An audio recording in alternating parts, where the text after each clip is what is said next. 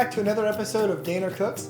Today's episode is really special because we're making a comforting meal for a friend of mine who's feeling a little under the weather. A very, very dear friend of mine and her dad came down with the coronavirus. They're doing really, really great. They're fighting hard and they're working their way through it. But I asked if there was anything I could possibly do to show support, and she suggested maybe offer a recipe for something that's really, really comforting. They love macaroni and cheese in their house. So I'm making this very special macaroni and cheese recipe for my friend. You know who you are. I know you're gonna kick this thing's butt like you do everything else. We don't really make macaroni and cheese a lot in our house because, you know, like multiple dietary reasons. We don't make a lot of macaroni and cheese. But whenever I do get the chance to make macaroni and cheese, I like fantasize about like how creamy I could possibly make it, and it's literally my favorite thing in the world to make. I have a tried and true recipe that I've made for a long time, but I was doing a little sleuthing on the internet and I saw there's a very popular New York Times recipe out there that claims it's the creamiest version of macaroni and cheese. So what I was going to do for this really special episode is I was going to make my recipe, and then I was also going to make the New York Times recipe, and I was going to kind of have them fight it out to see which one is the better recipe. The good news is it's a bunch of very similar ingredients. It's just a difference in the way those ingredients are kind of put together. So on the first recipe, which is going to be my personal recipe, we're going to need 2 cups of milk. Don't get skim milk. Full fat milk is what we're looking for. I'm also going to have 2.5 tablespoons of flour. And we're also going to have the exact same amount of butter. We're going to be making a bechamel with mine. We also are going to need a pound of extra sharp cheddar cheese. This is why we don't make this very much. We're going to grate our own cheese, but you can go ahead and get the bag, whatever you have that's easier. I have 1 full box that's a pound of macaroni, half a pound in each of the macaroni noodles. But if you're going to make one of those recipes, just make sure you're splitting the box in half. Now on to the fancy schmancy New York Times version of things. We're going to need 2 cups of that same fatty full fat milk, 1 cup of cottage cheese. We're also going to be using the full fat cottage cheese, 1 pound of that extra sharp cheddar cheese, 2 tablespoons of butter for this recipe also. Now we have the seasonings that we're going to be using. We're going to use the same set of seasonings for both of these recipes. We're going to need some ground mustard, some cayenne pepper, a pinch of nutmeg in both, black pepper, and some ground paprika. We had some prosciutto from a pizza that we made earlier in the quarantine. So you can use bacon or something like that if you want to add, something kind of fun. So in the New York Times version of the recipe, they say we're going to have raw noodles. But then in the comments section, someone was like, if you use raw noodles and you put them in the oven and then let it cook, it eventually dries out everything. So what they recommend is to cook the noodles to al dente before you do that. So we're going to go with that. That's going to be our variation of the New York Times recipe. The first step is we're going to fill up a big pot of water. That thing suggests a tablespoon of salt, but I'm going to go ahead and recommend more like 2.5 tablespoons of kosher salt. We want our water to taste a little bit like seawater. You don't want to throw your macaroni noodles in there before the water has fully boiled through. So while we're waiting on that water to boil, I'm just going to grate this gigantic block of cheese. This is going to be the toughest part of this recipe, I assure you. So we're using 1 pound for each of these different recipes, and we're also going to save between a quarter cup and a half cup of the cheese until the very end, and we're going to apply that to the top. So use your judgment that way. I'm also going to prepare the stuff for the New York Times recipe. So we're going to add 1 cup of the cottage cheese into a food processor. You can use a blender. Oh, that is just loads of fun here. We're also going to add 2 cups of the whole milk, although my food processor might be a little too small for that. If you don't have a food processor like this would probably actually do better in a blender because I didn't get to fit all my milk in here.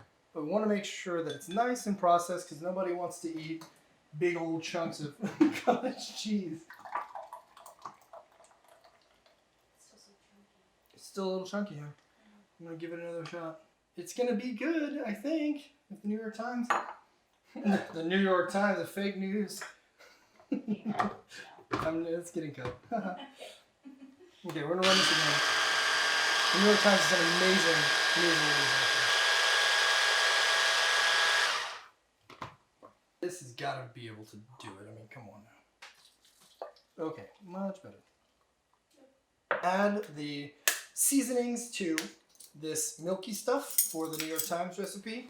We're going to put a teaspoon of ground mustard into this mixture. We're also going to do a pinch of nutmeg, half a teaspoon of cayenne pepper. I'm going to put in a pinch of paprika. And throw in some black pepper.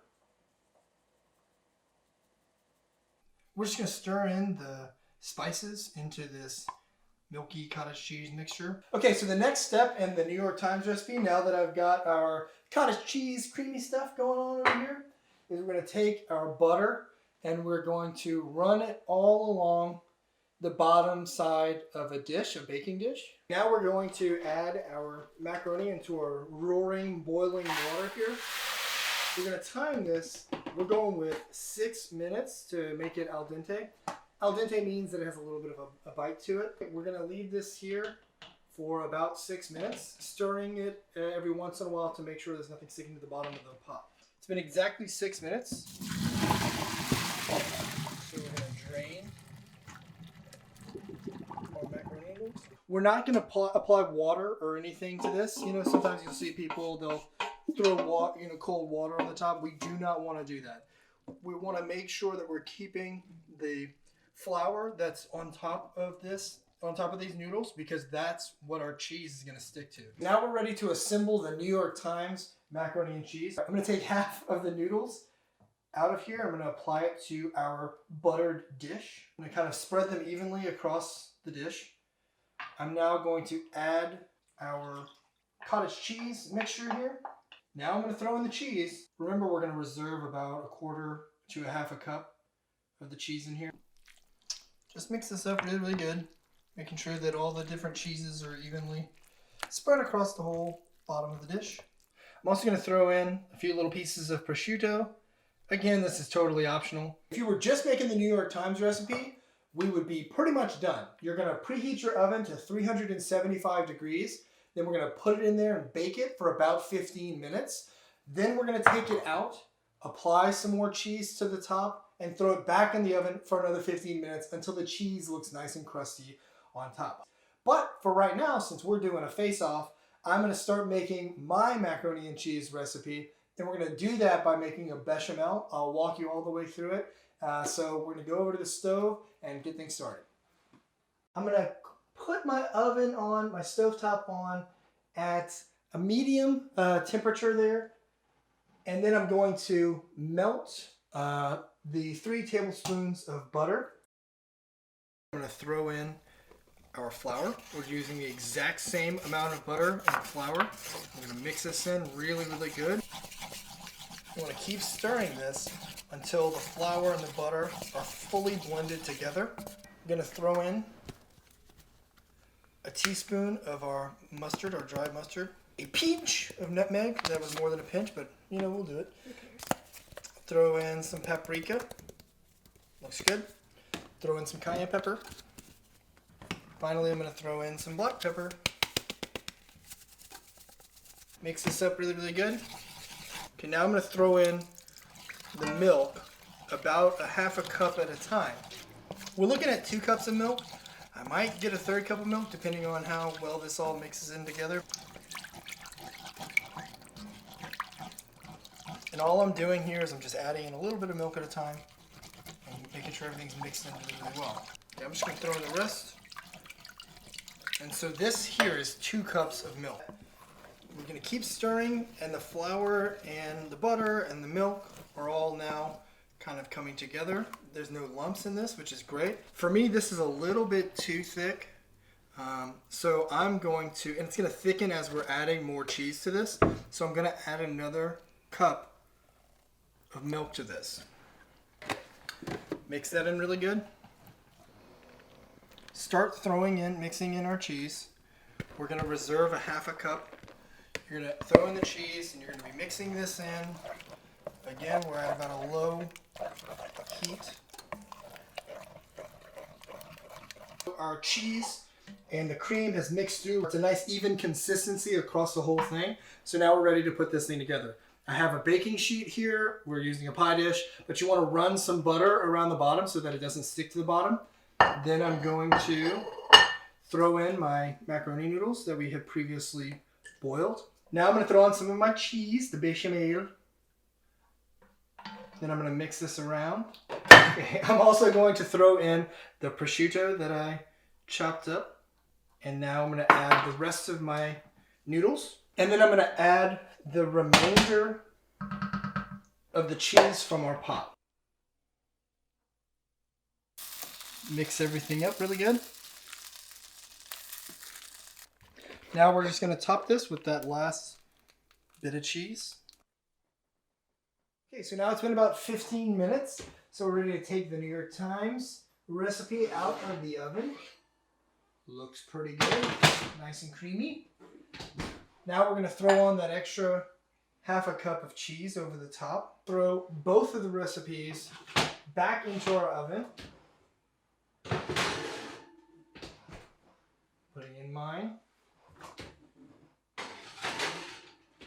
And we're going to leave these in the oven for another 15 minutes or so. We're looking for the top coat of the cheese to get a little bit browned and a little bubbly on the sides, and then we're going to pull it out in 15 minutes.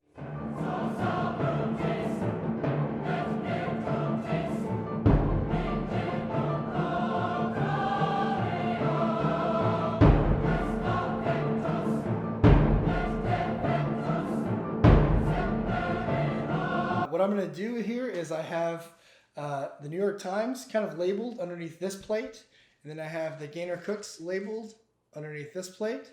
And so I'm going to close my eyes, I'm going to stir things around.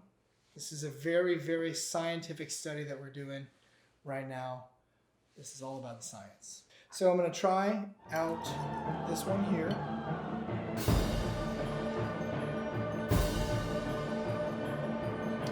The flavor is delicious. Now I'm going to do this one.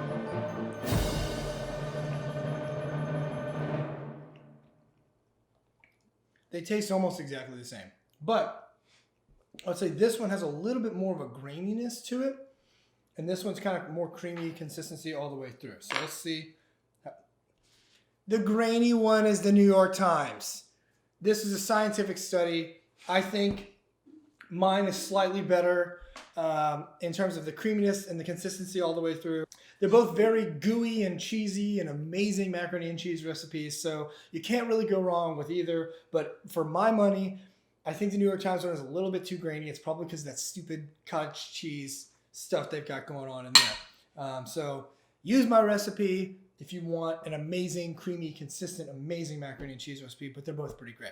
This one goes out to everybody who's working out there, making this all happen. I'm talking about the nurses, I'm talking about the doctors, I'm talking about the amazing grocery store workers who are working like crazy providing meals for us, for the people in the funeral industry. Those folks don't get a lot of shout outs. The sanitation folks. I hope that you can find the comfort that you deserve in this crazy time. And to my friend out there who's fighting through this thing, you're one of the biggest fighters I know.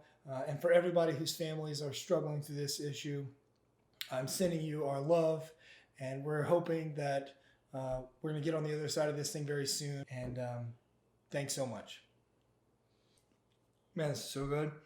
Okay, so I made way too much of this. So I'm going to deliver some of this macaroni and cheese to a couple of my friends. Let us know what you think.